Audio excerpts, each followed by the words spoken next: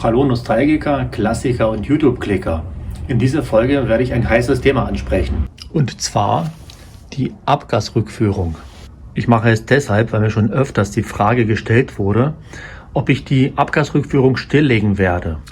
Aber bevor ich richtig anfange, ein eindeutiger Hinweis von mir: Das Stilllegen und Manipulieren der Abgasrückführung ist verboten und führt zum Erlöschen der allgemeinen Betriebserlaubnis. Ist also in Deutschland nicht erlaubt. Es gibt aber Länder, wo es nicht verboten ist. Deshalb ist es legitim, darüber zu sprechen, wie man richtig eine Abgasrückführung stilllegt. Ich werde dieses Thema deshalb rein theoretisch behandeln. Damit man sich das alles besser vorstellen kann, werde ich kurz erläutern, wie die Abgasrückführung funktioniert. Die Abgasrückführung besteht aus dem AGR-Ventil. An dem Ventil ist eine Unterdruckleitung angeschlossen, die dafür sorgt, dass das Ventil geöffnet wird und eine definierte Abgasmenge über diese Leitung der Ansaugluft zugeführt wird, die anschließend in den Brennraum geführt wird.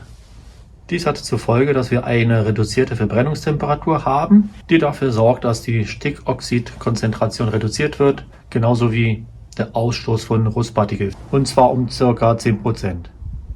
Die Abgasrückführung funktioniert an sich eigentlich unauffällig. Die ersten Probleme beginnen aber, wenn in dem Ventil oder in der Ansaugbrücke Verunreinigungen entstehen. Dazu kommt es, wenn der Motor im Kurzstreckenbetrieb genutzt wird und selten Langstrecken erlebt.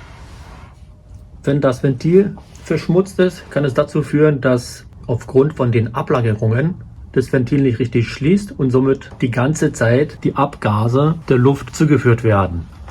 Zweites Problem: Verunreinigung der Ansaugbrücke. Die kann auch im Zylinderkopf entstehen, an der Anschlussstelle. Das führt dazu, dass der Querschnitt verkleinert wird und dass der Motor zu wenig Luft bekommt. Und spätestens an dieser Stelle überlegt man, ob eine Stilllegung sinnvoll wäre. So war das auch bei meinem Fahrzeug. Als ich den Wagen gekauft habe, war die Unterdruckleitung gar nicht angeschlossen. Ich habe den Wagen praktisch so gekauft. Man könnte also annehmen, dass man auch hier überlegt hat oder probiert hat, die Abgasrückführung stillzulegen. Und ich denke, viele, die sich mit dem Gedanken auseinandergesetzt haben, versuchen das über die einfachste Methode zu realisieren. Aber so einfach ist es nicht. Nur die Unterdruckleitung abzuziehen reicht nicht aus. Das führt zwar dazu, dass das Ventil nicht mehr angesteuert wird, aber wenn das Ventil bereits verschmutzt ist und dadurch die Endposition nicht erreichen kann, schließt es halt nicht. Bleibt es also offen und die Abgase strömen die ganze Zeit Richtung Ansaugkrümmer. Deshalb sollte man dazwischen ein Blech einsetzen und somit die Leitung verstopfen.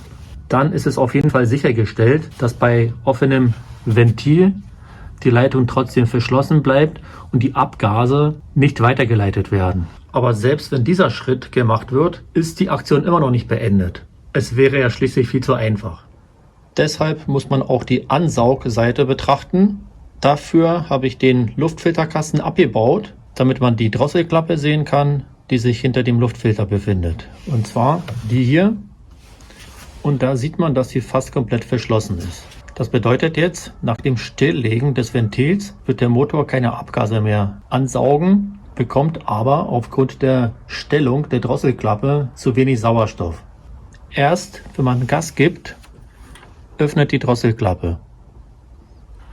In der Praxis bedeutet es aber, dass der Motor im unteren Drehzahlbereich zu wenig Sauerstoff bekommt und somit weniger Leistung abgibt.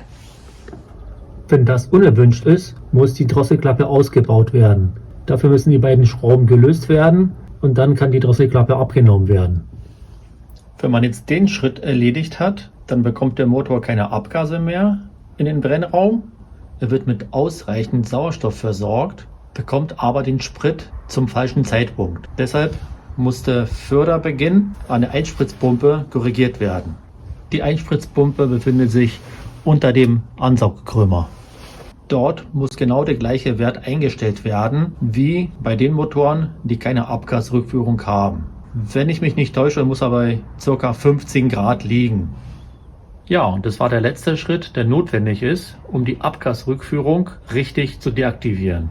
Zu dem Thema wird häufig eine Frage gestellt. Merkt man eigentlich eine deaktivierte Abgasrückführung bei der Abgasuntersuchung? Da gibt es eine klare Antwort: Nein, das merkt man nicht. Ich werde in den nächsten Wochen zu dem Thema noch ein Video drehen, und zwar werde ich mich mit der Reinigung beschäftigen, werde dann das Ventil und die Ansaugbrücke abbauen und reinigen. Ich vermute, dass beide Teile sehr stark verschmutzt sind. Deshalb muss die Aktion unbedingt durchgeführt werden. Zum Schluss werde ich hier noch einen Spruch platzieren, den ich vor über 20 Jahren von einem älteren Kollegen gehört habe. Er hat zu mir gesagt, die Abgasrückführung zwingt den Motor, eigene Scheiße zu fressen. Also, jetzt wisst ihr Bescheid. Nicht kriminell werden und bis zum nächsten Mal.